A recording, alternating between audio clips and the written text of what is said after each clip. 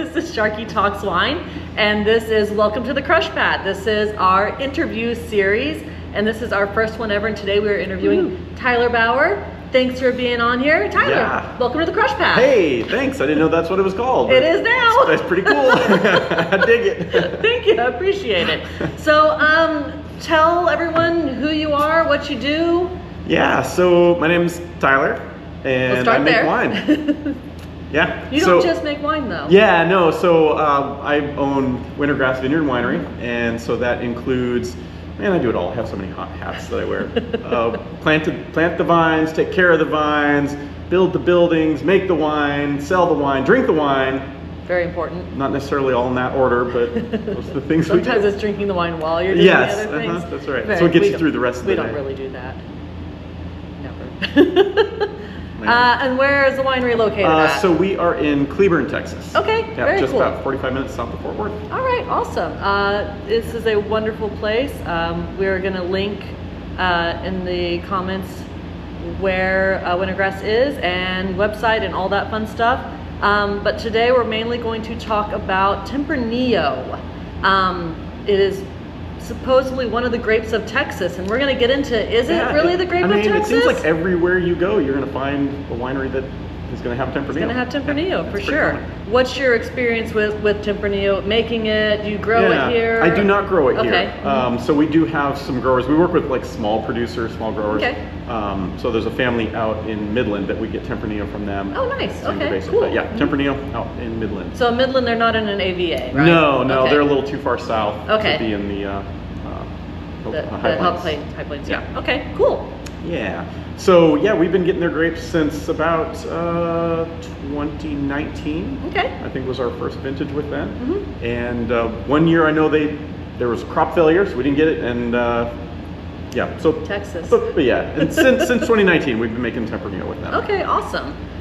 So we've got 2 Tempranillos in front of us. Can you talk about those? Yeah, so we actually have 3 because I pulled a little barrel sample. Ooh. So this is our 2025 Tempranillo Rosé. I was going to say, Tempranillo typically a red grape, and that's not red. Yeah, so I have a limited amount of grapes that I get, and I need a rosé, so that's one that I've got lots of red Tempranillo right now. So Tempranillo does make a fantastic rosé. So if you've never tried a Tempranillo rosé, I know someone that's going to have some soon. Absolutely. Yep. All right, so let's go. And then up here we've got 2021 Tempranillo and the 2023. Mm-hmm.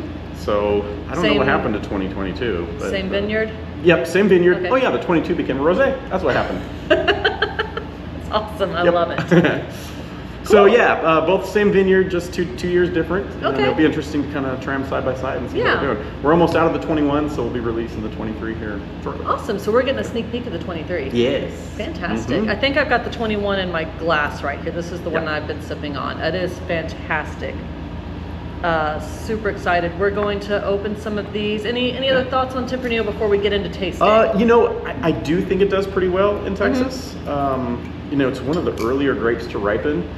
And we get such wonky weather in Texas, that some of the long-hanging varieties seem to struggle, because you get that end-of-year rain that comes in and screws everything up. Mm-hmm. But Tempranillo comes early, and for that reason, I think it's kind of nice. Yeah. What I've been hearing recently, and maybe you have the same experience or don't, it'd be interesting to hear that. It's doing well in the high heat, but those freezes are not. We've had a couple late freezes and some early freezes, and that's not been doing well for those Tempranillos. Yeah. Have you heard the same kind of consensus? That's probably true. Mm-hmm. I just don't know for sure because I don't grow it, so I don't have that firsthand kind of experience. But I would imagine if it's an early ripener, it's probably an early bud break one as well. And we enjoy those late frosts here in Texas. Yeah, well, and the early ones too. Those are, so if we've got an early one that's budding out a little bit early, and then we have that late frost that comes in, or we have that, or the vines haven't gone fully dormant and it gets below freezing on like Halloween. Yeah. Man, we had a good Halloween this year, so we avoided that. I think we're going to be good now. Right. All your vines going dormant? Yep, they're falling asleep now and starting to lose leaves, so we should be okay. Great. I need to get me an empty glass. All right, we have those. So we're ready to try some wine now. We're gonna start with that Tempranillo Rosé, and this is the 2025? Yeah, so it's a little barrel pull. So nice. it's obviously very young, but you can get a sense of what's going on here. I think the color is absolutely phenomenal. Yeah, this one came out nice color this time. I like that. Do you find color on your rosés is a little tricky sometimes? Oh yeah, for sure. Yeah, because we, just do kind of let it sit on the skins for a while, pull some of that color out, and it's always a guessing game of like, is it ready to pull? Do you let it sit longer? And so I think this one came out pretty good though. It's beautiful. It's almost it's a little peachy pink, which I think is just wonderful, and it's not too light, it's not too dark. Phenomenal. Yeah, and it looks like it's already nice and clear too. Oh so yeah, it's not cloudy at all. We haven't cold stabilized yet, but I'm swirling it and I could smell it from there. Like the aroma on it is just bursting with fruit. There's some flower in there, wild exotic flowers. We're such a small winery, we don't have all the fancy equipment, so to cold stabilize, I wait for cold weather. Yes. And then I wheel my barrels outside and let it sit when it's cold out there. We've done that before. Yeah. So and actually a lot of places like Washington, Oregon, things like that, they have tanks outside. Yeah. So they put it outside for cold stabilization. Right. Yeah. We have to wait for those cold weathers here. We have to plan for it. Yeah. You can't go out of town when the cold weather's about to come. Yeah, that might be your only chance to cold stabilize. So for those of you that don't know, like, can you say what happens if you don't cold stabilize a wine? It'll cold stabilize in your fridge. Yeah. Or your wine cellar. And why do we not want that to happen? So if you've ever had a bottled wine or a glass of wine with the little crystals on the bottom, they call them wine diamonds to be fancy, but it's cream of tartar. Yeah. And so potassium binds with the tartaric acid at cold temperatures, drops out of solution. Yeah, basically you end up with stuff in your wine. Yeah. And we would like for you to have nice, clean, stuff-free wine. It's a cosmetic thing. Doesn't really impact the quality of it. It doesn't. But better to not have it. I always know I have a really good wine in my hand when I'm perfectly happy just smelling it.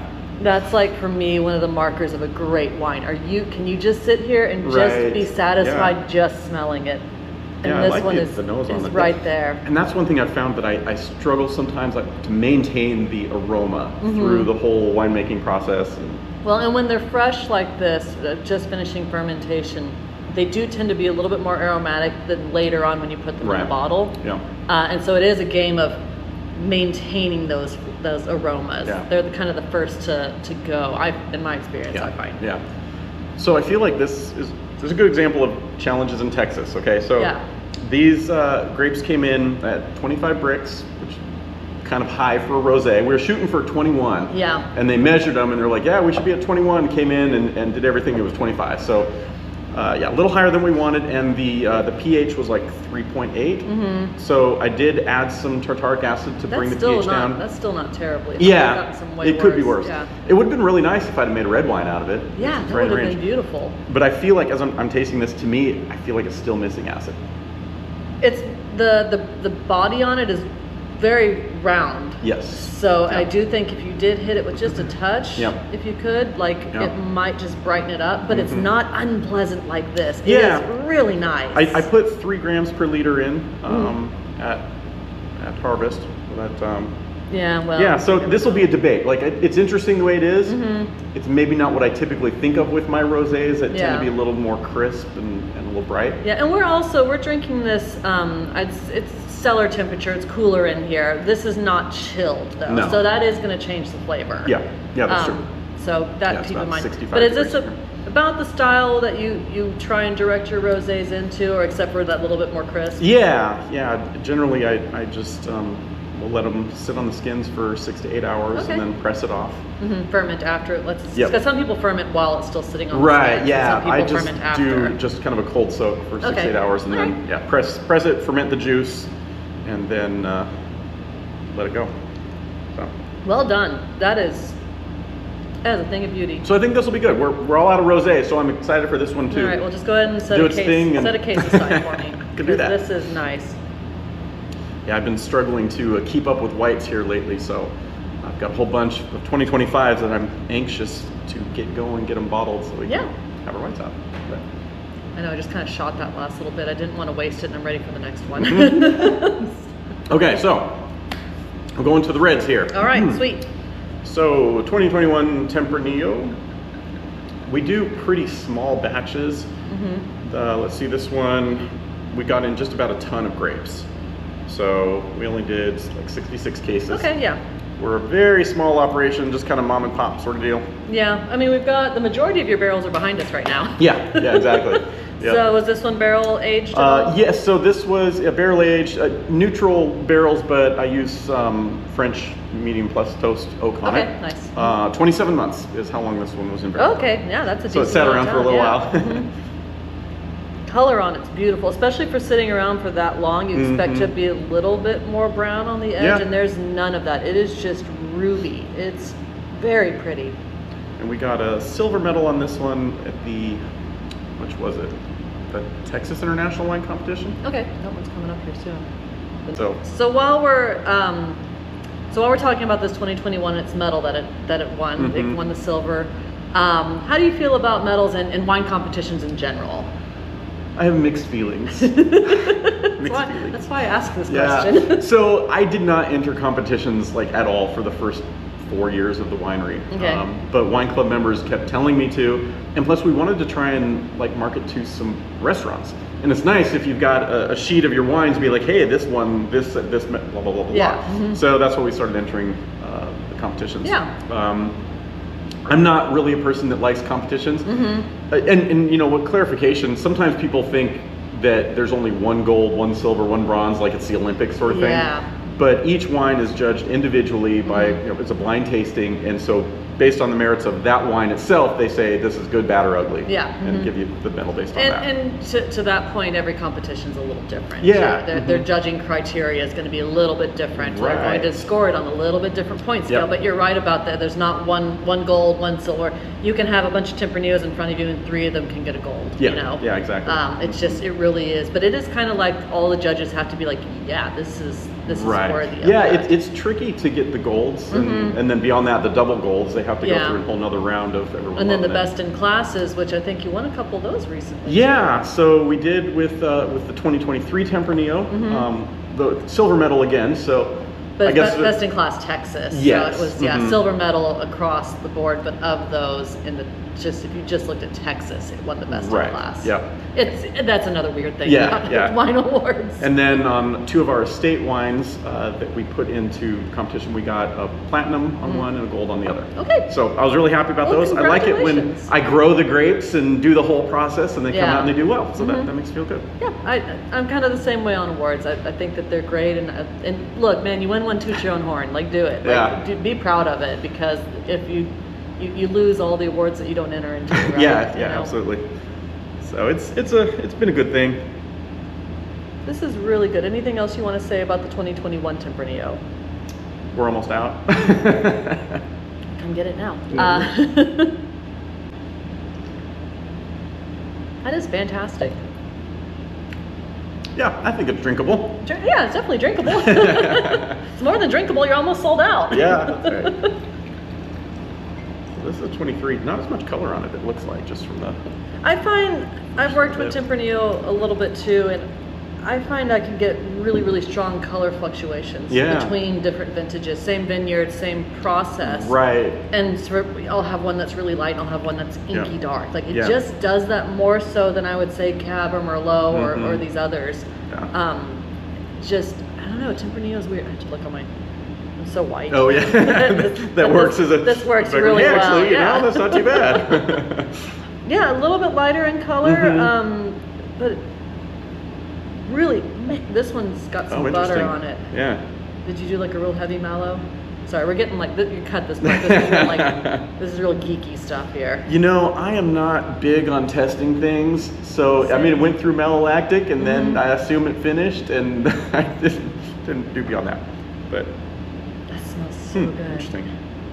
I get like a smokiness kind of on so this to me is kind of like that Tempranillo that, I wouldn't say it's classic Spanish Tempranillo because it doesn't have that leather and smoke, but it has that richness that old world Tempranillo has. Yeah. So this was 18 months. Okay, it's a little bit less than the 21. And you had some oak alternative on that one too. Yeah, most of my barrels are all neutral, so I use staves. I know the feeling. Yeah. New barrels are really expensive. They are super expensive. So you kind of you have to think at the beginning of the harvest what Especially whenever you're a smaller winery and you're looking at equipment too. Oh yeah, for sure. You really have to kind of figure out, what is it worth to me? Do I need that new barrel, or do I need that pump? Right. Yep. Yeah, winery equipment's super expensive. Winery equipment and yeast too. Yeah. At the beginning of the harvest and you're doing your budgets and your planning, you've got to take all that into account. So whenever you have a winery that's like, there's, you know, we didn't buy any new oak barrels this year. Yeah. Like it makes me cry a little bit when I get new oak. But well, and a lot of my tanks that I make wine in are flex tanks, which, you know, are barrel alternatives. Yeah. And honestly, I like them better than barrels. Can you describe what a flex tank is? So it's a high density polyethylene made for wine, food grade and everything, and they're designed to have the same kind of breathability as a neutral barrel. Yeah. So you get that same kind of barrel impact, and they're super easy to clean and move around.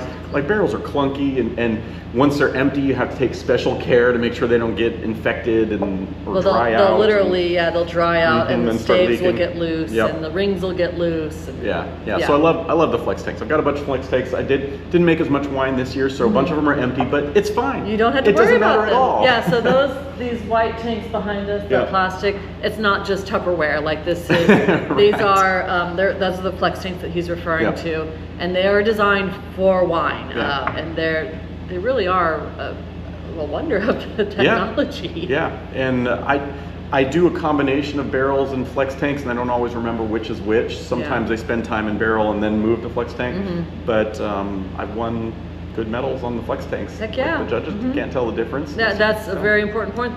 They don't look as cool as barrels, though. That's when you're talking photo ops, that's why we're by the barrels. Well, you don't want the tall poly tanks there hanging out. There is. So how do you feel about the romanticism of wine, and like talking about the barrels and the wine beef and the capsule and the core? I know. I want to do this video of what people think winemaking is, and you know, it's like, oh, terroir, you're out there clipping grapes. Oh, that's so amazing. You're dressed all nice and taking samples. Like, oh, it's amazing. The aromas of this, that, and the other. And then cut to what it really is, which is just you're dirty, sweating, you're hot, your tank you're tired. exploded on you, and you're stained. And your pump stopped working mid transfer, and now you've got to fix it. And on the phone trying to get a new impeller. Yes, and you need it like yesterday. Right. Yeah. Well, this has been wonderful. Thank you so much for joining me. This has been awesome. I really appreciate it. You are our first interview. Yay! More to come for sure. Awesome. Cheers. Guys, the holidays are coming up. If you have a wine lover in your life and you don't know what to buy them, I highly suggest making the trip over to Cleburne and buying some Wintergrass wine. It is worth it.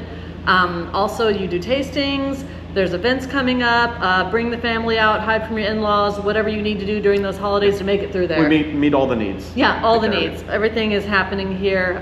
We're inside the tasting room cellar area, but there's a great outdoor space too. And thank you guys for joining us and watching. Like and subscribe. Thanks for having me. Yeah, you're very welcome. Thank you. One last cheers. Cheers. Yay!